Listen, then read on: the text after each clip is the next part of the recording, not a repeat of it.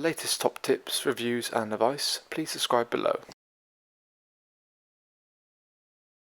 Hello and welcome to Attwoolls Outdoors with me, Mike.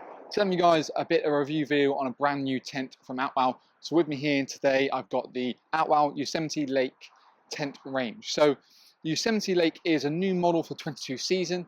Actually sits right at the top of Outwell's kind of collection, certainly in the pole side of things. So what we've got here is a polycotton material. It sits almost in the Regent collection, so it's really kind of, as its kind of name suggests, high end, and it's almost their flagship model when it comes to kind of pole itself. So it's got nearly every single feature it has to offer in their pole collection, and I personally see it more as an alternative for those who have maybe want a high spec tent but don't want to have necessarily air, and there's not really another thing on the market that kind of fits that bill. So what we're looking at really, to be fair, is one of the only polycotton tents with premium features on the marketplace. Available in 3 different sizes, so there's a 4 ATC, a 5 ATC and a 6 ATC. With me today I've got the 6, but essentially everything we're going to talk about throughout this kind of little review video is applicable for all of the sizes itself. So what makes this different? What we've got here is a polycotton material, so it's a breathable fabric, perfect for going on to continental camping, or even on the UK you will see the benefit of it. Because it's breathable, what you find is that on a warmer day it's a lot cooler on the inside. Basically the weave of the material can expand and contract, allowing air to pass through it. So it means it's a lot cooler on a warm day, but also on a cold day, it's warmer inside. So you get the best of both worlds. Other than the fact that actually it's got a really nice kind of finish and a better kind of handle to it, it's quiet in the wind because it's not that sort of synthetic kind of flapping noise. Generally, polycotton lasts longer, so you get a longer lifespan, so you're not just paying more for kind of the better material from a feel or a heat point of view, but you gain it also in the longevity of the actual tent itself. Other things to mention, the fact as well, is we've got a really nice steel frame. So it's a 21mm stainless steel frame, really nice and strong. The poles break up into kind of sort of roof arches and then physical uprights. They colour coordinate the pole for you as well, so every single pole is exactly the same apart from actually the back and the front. So there's a little yellow tab you see here, and there's basically yellow markings on the pole to dignify that that pole goes there. On the front, there's also a black kind of tab. The only pole that's different is actually the roof section pole, but again, it's marked. So again, so when you've got all the poles kind of out, you can quite easily see what goes where. From a pitching point of view, it's something you can pitch on your own. It's much easier, you've got a second pair of hands, but we've done our own Attwoolls pitching and packing video on this model. Took myself best part of about 20 minutes to pitch, which for a stainless steel polycotton tent, I think is not too bad. In terms of the sizes, it depends obviously what width you go in terms of the size. So for example, the 6 runs about 4 meter wide, the 5 is about 340, and then the 4 is a 3 meter width. They each vary in length. The 4, being the smallest of the model, is just kind of one bay in kind of the living area, whereas the 5 and the 6 is as we see it here, all but ranging from about 6.5 meters up to about 7.5, depending on the overall size.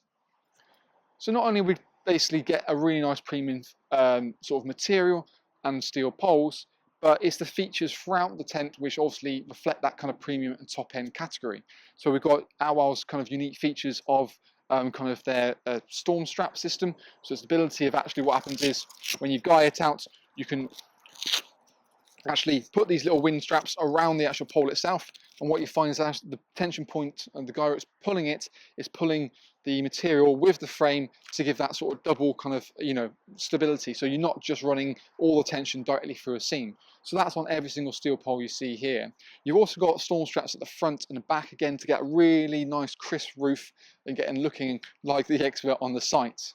Around the sides, we've got this kind of floating guy line kind of system. So it's really quite nice that essentially where the trip hazards are, it's illuminated for you. So hopefully you will see that in the end of the night. And I like the detail and the fact it matches the trim kind of around the actual tent as well, which works nicely. Essentially, it's a free zone tent. So we've got sleeping, living, and then kind of a front awning section, which is obviously completely enclosed. And that's the same throughout all 3 models. Other things to mention, we've got these sort of tinted windows, so we get the ability of sort of privacy on the inside, but still allow visibility out. From the outside looking in, you can necessarily see bits inside, but it's not so much details, it's more kind of outlines and shapes. So again, if you want that extra level of privacy, there's internal zip-up curtains to get that as you see fit. Other things to mention is if you want to extend it, you can buy Outwell's universal front awnings, which will basically almost create a whole front section on again, and it kind of latches onto this point at the top here. We've got kind of 4 doors into the actual tent itself. 2 on either side into the main living area, which both have mesh built onto them as such. A side one into kind of the front awning section, and obviously the front door. It's worth mentioning that not only is the side door here got a window panel on it, but you've also got a full mesh door built behind it as well. And again, all you would just simply do is kind of roll that back, toggle that back like so, and then you can maximize that kind of breathability. There's a ground sheet that comes supplied with the front awning as standard, so again that's a bit of a bonus. I've not put it down initially just for the time being, to kind of show you how you can sort of be quite flexible in the way it looks. It does kind of almost rise up a little bit as well to kind of get a bit more of a seal, and it sort of toggles around the base of the actual front of it as well. On all of the kind of points where you put the ringing pins into the points, you've got a nice big strong webbing and straps with adjustments, so you can obviously maximise the adjustment out, get the pin in and then tension it in so it sits really nice and taut.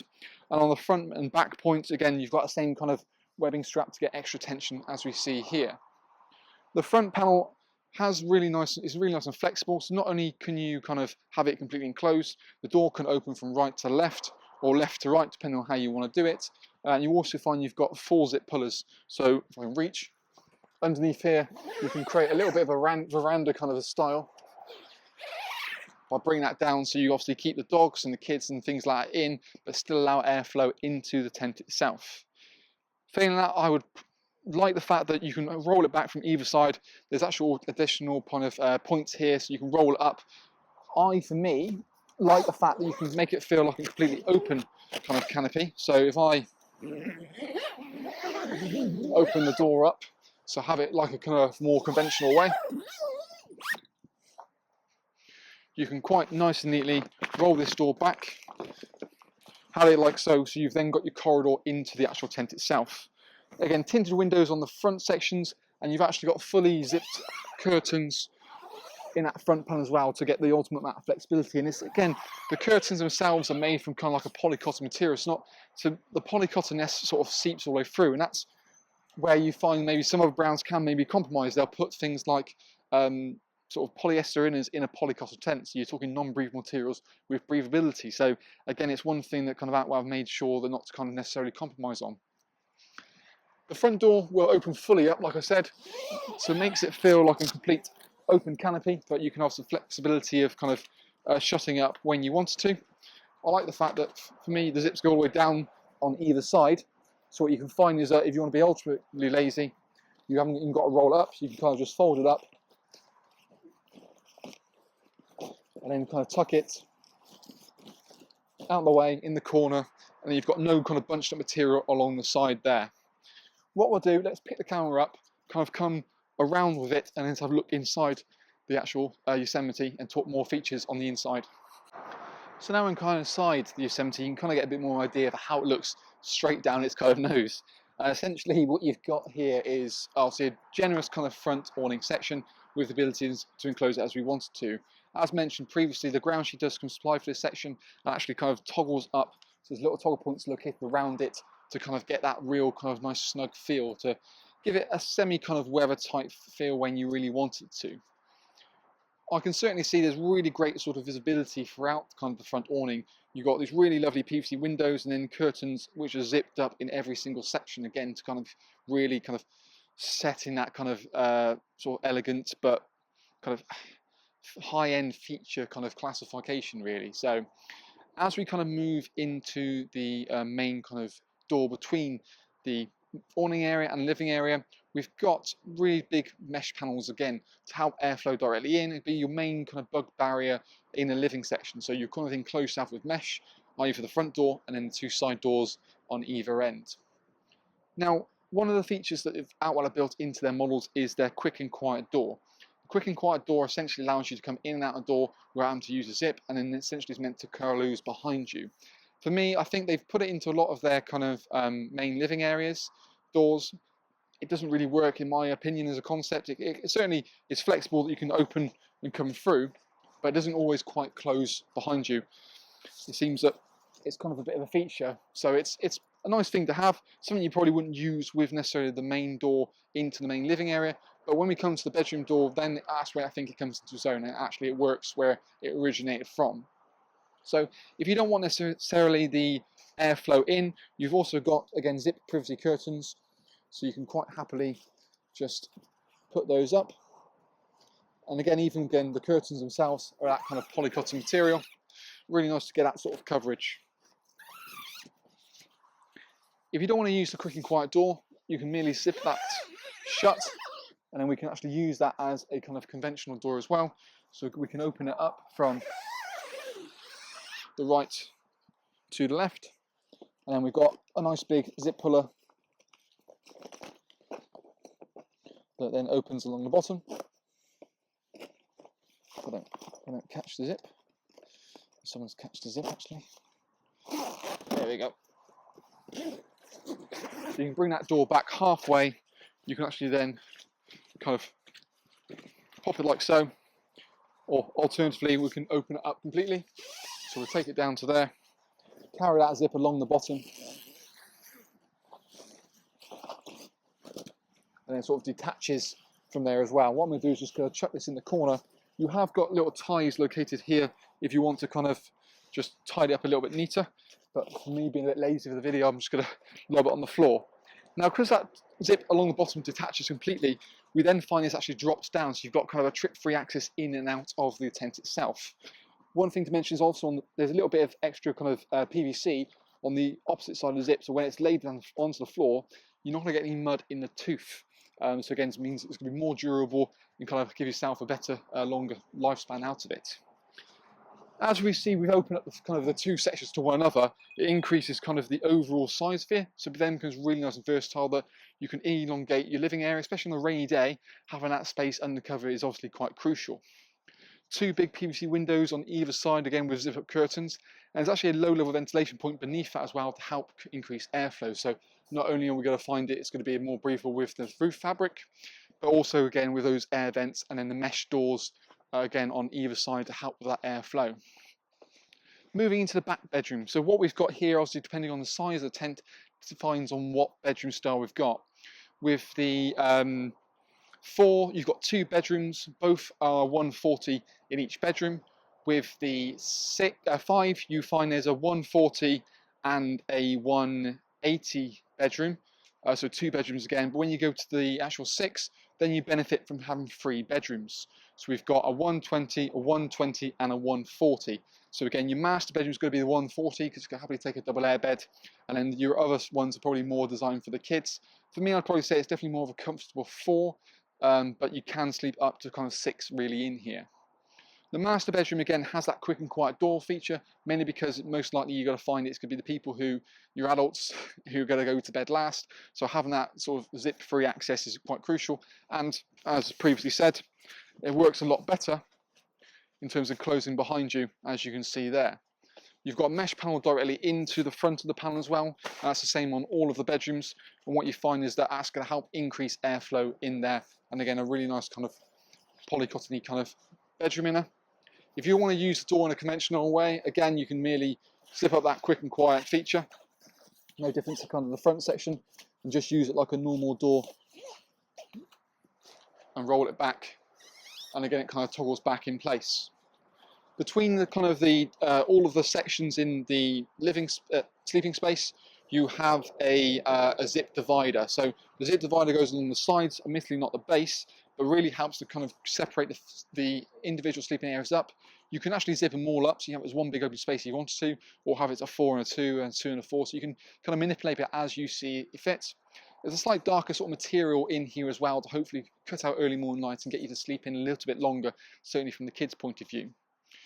They've almost got like a little bit of a sculpted back section as well. What it is designed to do is try to have it so you can put sort of taller airbeds and stuff in the back.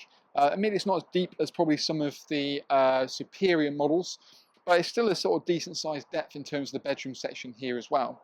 A big sort of air vent marries up with the air vent on the external side of things. So what you can find is that you can have a really good airflow. And almost use this as a little window to peer out and make sure where the kids are. Or if you want that, you've got an internal blind to bring that down. You've got a hanging point located here for obviously a lantern, and in both of the kind of side parts here, you've then got pockets built into the actual bedroom itself, as well as also on the front. The one on the far right hand side, as well as a cable entry point directly into the bedroom, whereas your main cable entry points in here are looking either side, on this right hand side actually.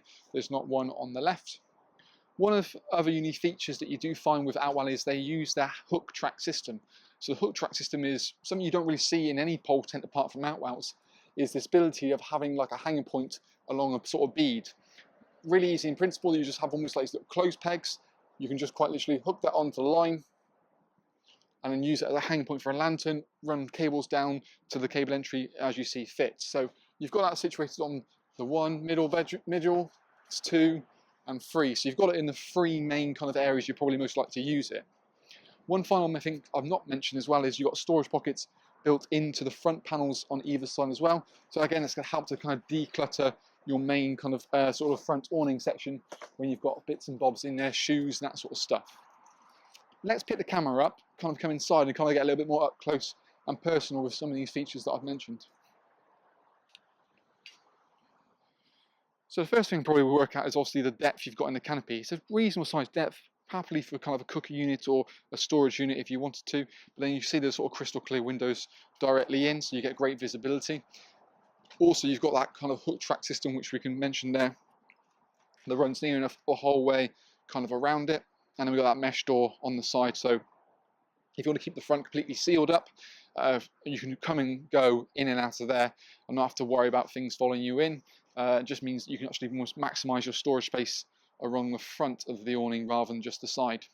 Because I mean, for me, this area here is always going to be a bit more of a kind of a corridor. Inside here again, we can see we've got the bedroom scenario at the back, darker in terms of the actual colour, and again we can see that air vent slash window directly through the back itself. So it's all fully mesh. Mesh doors to the left and also to the right.